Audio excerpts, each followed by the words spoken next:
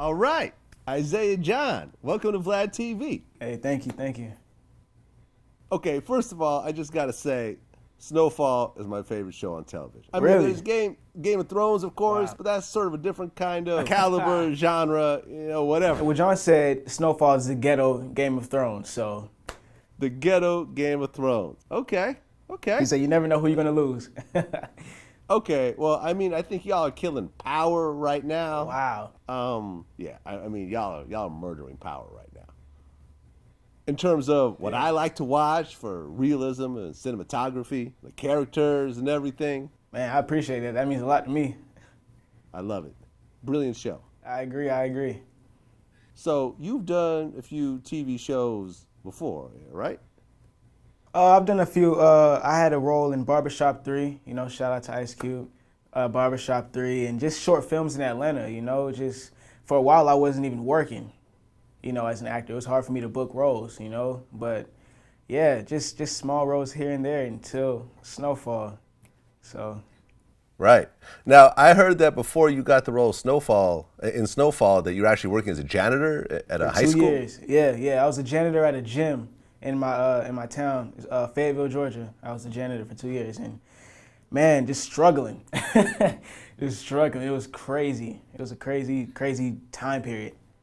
Yeah, I mean, that's really the struggle right there. So you would basically sit there and clean up garbage and then go audition? Right, because even after I filmed, like when I was in Barbershop 3, I was only on set for one day, and the next morning I woke up at 5 o'clock in the morning to go clean bathrooms.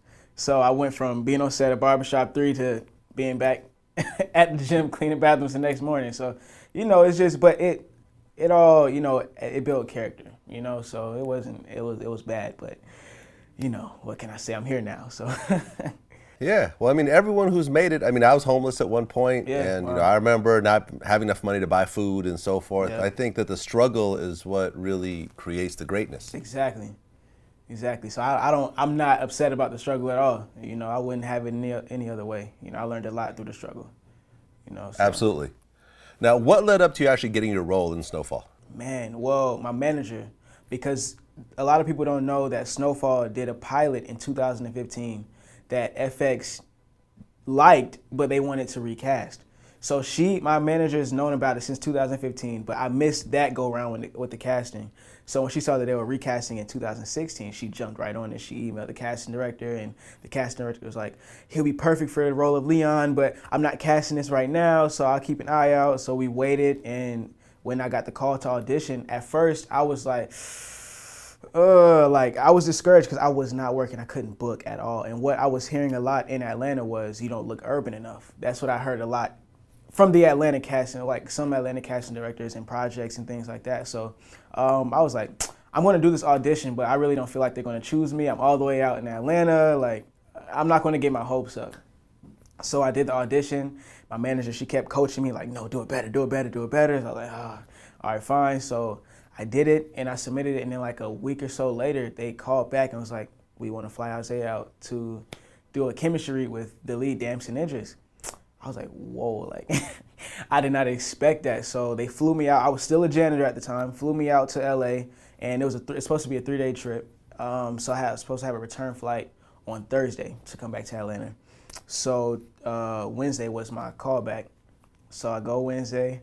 At this point, I'm like, man, I'm here. I have nothing else to lose, so might as well just kill it. So actually, in the pilot, the scene where we're on the bus and I like spaz on the old man, that wasn't even in the pilot. That was what they wanted me to improv. They had me and Damson improv that scene. They loved it so much that they wrote it into the pilot. And so that was amazing in itself. So I auditioned later on that day, got the call that, I booked the role. That's like, all right, you can call your job now and quit. So I was like, whoo, that's the best news. So I called my job, said, yeah, I can't come back. I'm just going to film this TV show out here in LA. And, they knew I was acting, so they weren't too upset, But yeah, it was a crazy journey. Okay, so what exactly does John Singleton do on Snowfall? Because he's the executive producer, but he's not the director. Well, he actually, he directed the season finale, Okay. and Snowfall was basically him It was like a group thing. It was his idea, you know. It was his story, and he really wanted this to come to life because this story hasn't been told in this kind of way, you know. So he was on set all the time. He definitely had his, you know, his input in everything, and you know, just being there to mentor me because you know I'm not from California and I'm not from the '80s, obviously. So you know, just being there to talk to me. We had Dub C as a dialect coach on set, so that was insane. Like he is like one of the realest dudes ever. Like he was really a huge help in helping me create my character, and you know, with the stance and the lingo. Like, you know, he's like, hey, homie, you got it. You know, so it's just like really West Coast. So just having them on set, John and Dub, like it really helped everyone get into that 80s, you know, West Coast vibe, you know, especially with, you know, Damson and, you know, Malcolm Mays. He plays the role of Kevin. You know, he's from LA. So, you know, he already knew the ins and outs. But for me and Damson, like having John and Dub there was like amazing. Amazing, yeah. I mean, Singleton is really one of the greats. Yeah, yeah. Boys in the Hood was a game changer. Yeah, classic. And you know, when I watched the first episode of Snowfall, I got that Boys in the Hood feel from it. Like with the way the cameras were panning and the look and feel of it. Yeah. Like I felt like this was a continuation of Boys in the Hood in a way. Right, well actually this would be, if anything, this would be like a pre-Boys in the Hood because this is before crack. You know, this is before people had bars on their windows and before the neighborhoods were really bad. You know, so if anything, Boys in the Hood would have been, you know, after Snowfall, you know, when it comes to time-wise, you know, time era. So, yeah. Yeah, no, that's dope. That's definitely dope. Yeah. So the crazy part when I was actually researching this is that the main character, Franklin, which is played by Damson Idris, is actually British. Yeah, he is. Yeah. The fuck, man? Like the British actors take all our roles, man. This is some bullshit. Look, one thing I can say is Damson is talented. You know, if anything, regardless of him being from London, like he is very talented. Like, you know, and the thing is, he's not from the best neighborhood in London either. So, you know, I've never been to London, so I'm not a witness to it. But you know, it's just we all come from a struggle, and I feel like that's where he can connect with his character. The fact that they both come from some kind of struggle, he's just not American, you know. So some people just don't like that.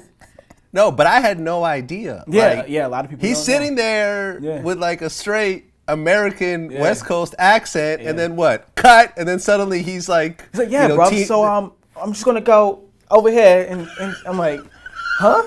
Yo, you should have seen me the first time I saw him in the table read. You know, we're of course we're reading lines, and I'm okay. He's American, but after it's all done, he's like, yeah, bro. Like it's just nice. I'm like, wait, what? You're from the UK? Like this is what you're doing now? Like, yo, that's crazy. But the fact that he can do that is just dope. It's dope. Well, yeah, I mean, a lot of people do it. I mean, Idris Elba, of course. Yeah. You know, I had no idea that he was British in The Wire. Yeah, a lot of people didn't know. Way later. Yeah. I mean, just a lot of people. And it feels like the British can do the American accents, but the Americans can't really do the British accents, too. Well, look, I'm here to tell you, I told Damson, I said, y'all want to take the roles? Cool. It's not even about them taking the roles. This is what I'm going to do. I'm going to either go to London or just be around you and all your friends. I'm going to pick up that accent, and I'm going to go into my auditions with a London accent and then turn it off. And I'm going to just finesse. I'm going to finesse. But, I mean, the way I feel like, I don't know. I feel like because when I'm out with Damson, it's just like people are just fascinated with the fact that he can, you know, turn it on and off. It's a fascination because it's hard, you know, to go to a whole nother dialect. Like, it's not easy, you know, so that's a lot of work in itself because there's a lot of people from the UK that can't do an American accent, you know, even if they try, you can still hear their accent. So the fact that he can do it, that just shows talent, you know? Yeah, I mean, he nails it. Yeah. I mean, like I said, when I looked into it, I'm like, no, not again. Really? Not again. That is funny. And you know, I interviewed Wood Harris. A lot of the HBO actors too, if you even to look at Empire, Boardwalk Empire, Al Capone, British. Oh, really? The guy who played Capone in there. It's like 3 or 4 British actors. Yeah, they're British. Yo, man, And these they British tend to be guys are great taking all our actors. roles, man. Trump needs to do something about the British actors, Come on, man. man. That's what he needs to do. Brexit the actors. They deserve the roles because No, I mean, they're obviously great actors. Better, not just great, they're often better because My theory on it is that they grow up with Shakespeare from day one. Right. So they grow up with a poetry in their life that we don't. Early poetry of Shakespeare, truthful history that's empowering and not as weakening. Idris is empowered by that. All of the talents are empowered by it, white or black European talents, because they just know the truth. Yeah. They come over with more of the truth. And so with that out the way, now they got the truth. Now they can go act better than me. Because I got the inferiority switch that needs therapy in a sense. You know, when I say I mean we, Americans, black or white, we have switches that are in the DNA that belong to 100 years of bullshit that never got therapy or cleared up or truthfully told to us. If you don't go find your own truth in America, you will not grow up with the truth. Yeah. Yeah, he was telling me that there's a group of actors, you know, like it was him, John Boyega, and a few others that are just popping right now here in America. And they all were from the same class, like the same group in London. Like, and that's one thing, you know, about the UK, like that's what I've noticed is that they stick together and they motivate each other and they continue to grow together. You know, that's hard to find. Well, for me, it's hard to find that in Atlanta, you know. So luckily, my older sister, she acts as well. So we have each other to just, you know, bounce off of each other. So it's just, that was a big help in itself. But yeah, they definitely help each other out and they win together, I must say. They win together. Yeah. Now, I just watched the second episode. Mm-hmm. And, you know, the rape scene, I wasn't really ready for that one. Man, that... I really wasn't ready for that. Like, I'm like, okay, they got him in the room. They're trying to get, you know, their money. Yeah. They're gonna hit him with a bat. They might slice him up a little bit. And then dude took him in the back room and fucked him, basically. Yeah. Look, man, apparently that's like the prison stories, you know? That's what happens in prison. But yeah, when I saw that, I was like, interesting way to get the money, you know? But I mean, apparently that's real life, you know? That's some people's reality. So we had to keep everything raw and authentic with the story. And I was on Twitter last night laughing the whole night because the memes that people were creating were hilarious. Like, that was the funniest thing because the guy that plays Lenny, his name is Craig. He was the victim. And the other guy is Shion.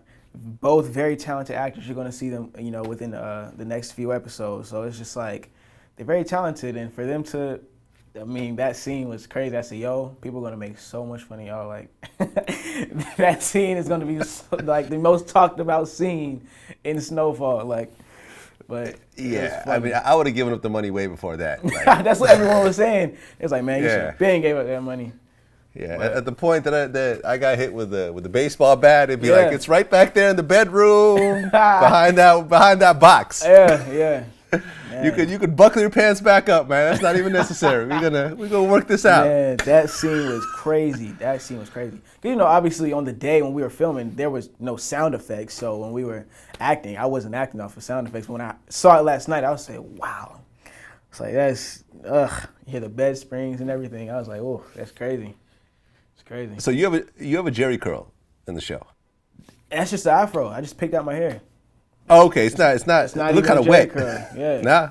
Okay. No, So this is me right here, but they just picked it out for the show. There are a lot of Jerry curls though in the show. Yeah. They said season 2. The uncle got a Jerry curl. I might have a Jerry curl season 2, but who knows? I don't know. Okay. Now the scene that you guys did on the bus. Yeah. Where you had the radio blasting. Yeah.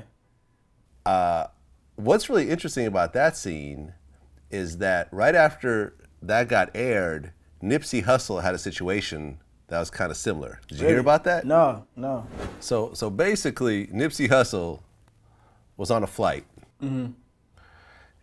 and he posted up an Instagram pic. It's got him with a white dude behind him reading like a magazine. And the caption said, "Look at this coward behind me. This clown had the nerve to tap my shoulder and tell me, 'Put your headphones on.' I looked at this Poindexter and almost laughed. and almost laughed before I told Cuz to shut the fuck up and finish his crossword puzzle. And he shut it right the fuck up and finished his puzzle. Motherfuckers get too comfortable. I'm an old school dude. I'll slap your ass just because of slavery. For real though. Bitch ain't even in first class. Oh man, that is savage. And it's got a picture of him kind of mean mugging with this white dude in the background. That's savage. It's basically what happened with you on the bus. Right. Where, you're blasting your music and an older white guy asks you to turn it down. Yeah.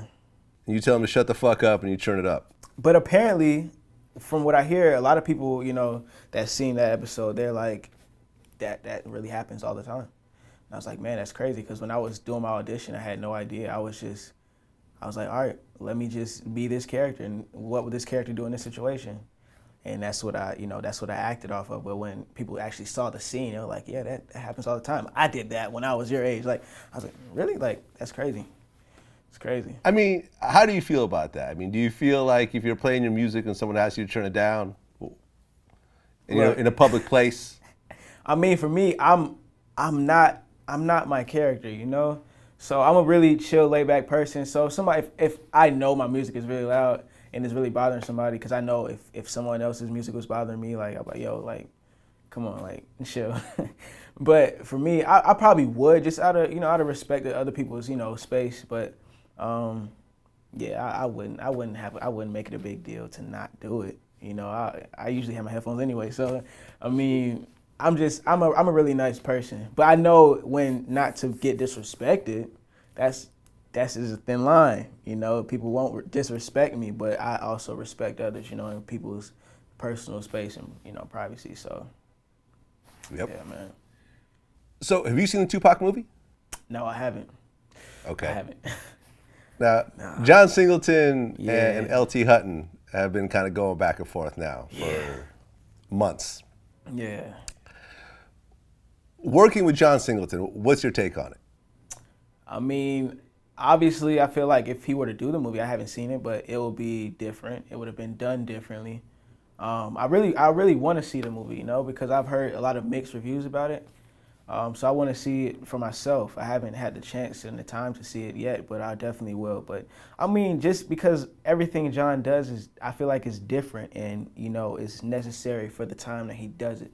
So I feel like if he were to do it, it would be a different outcome. But I really can't, I mean, I would have loved for John Singleton to have done it because I think Benny Boom wasn't able to pull off what should have been pulled off. Right, and John and Tupac were really close, so I feel like it would have only been right for him to do it. But, too late for that. He said he's not doing it. Well, yeah, I mean, the movie's already out. I mean, I guess the thing is that in an original script, John Singleton had a scene where Tupac got raped in prison, which kind of reminds me of the rape that happened in Snowfall. I was seeing that on Twitter. I was like, oh man. Wow, you know something? I didn't even think about that. But he wanted Tupac raped in prison, and he had this one dude raped in Snowfall. I guess he got it out of system. Man, I mean, I don't know what to say about that. I mean, because there's a group of writers, so I'm not even going to put that all on John, and say that was his idea. But then again, I don't know. So I mean, he co-signed it. He's the executive producer. You got a point. He said keep that rape in there. That ain't going nowhere. That's right. We need some more bed springs. Hey, you know what was crazy about that scene too is because when it started happening, I'm like, he just beating him up or something, right? Yeah. That's he just don't want other people. And then y'all start talking. You're like, is he fucking him? Like, what was the dialogue? Like, do you remember what the dialogue was? Yeah, he was like, oh, I think he's killing him. I was like, nah, he ain't killing him. He giving it to him. Like, yeah, that was insane. That was insane, man. Just reading that on the script, I was like, wow. Yeah. And then they open the door and you see the dude with his pants down. And it's over. What was weird was, I mean, I don't know whether it's going to be worked out in the next episode, but you don't actually see how the money gets divvied up. Because it almost looked like dude ran off with the money, like the guy who raped him. Oh, yeah, he did. He definitely ran off with the money. He didn't give us any money. He saw how much money. He saw how much money it was and dipped. Like, cause at first, at first he didn't know how much money. We just said a couple grand, but in reality it was $32,000. And he was like, "What? These little kids? I ain't giving them their money back." So he took the money and left. Right, because it ended up cutting to the next scene where, but you couldn't tell because it didn't really explain what happened. So I assume, okay, well he just took it. It looked like he was kind of running off with it, but you couldn't really tell. Oh no, he ran off with that money. He definitely did, but. The next episode, I'm not giving away anything, but it's about to get crazy. About to get crazy? It's about to get crazy. Well, yo, man, I love the show. Hey. I love the show. I love what y'all put together. I love the feel of it. You know, you guys definitely, because a period piece is hard to pull off. Mm-hmm. You know what I'm saying? Yeah, it's hard to get the feel of essentially 30 years ago. Right. And now that I've done Snowfall, I actually, because before Snowfall, I was like, I don't know if I can do or even pull off a period piece, but I actually prefer them now because it shows, to me, it shows some type of range. Because if I were to do like the same kind of role, but in 2017, it's people gonna be like, oh, this is another gangster role. But the fact that it's a period piece, that gives it a different feel to it, so people can have a different type of respect for it. So I actually prefer period pieces now than I do, the more modern pieces, But yeah, and the music selection, it's crazy. Phenomenal. Whoever's the music supervisor on that needs an award. Yeah, she's amazing, man. Just even the pilot, the opening songs and everything, like that Cutie Pie song that they got me playing everywhere. I hear that everywhere now. I'm like, oh, there goes that song. I'm like, but yeah, the music is amazing, man. Amazing.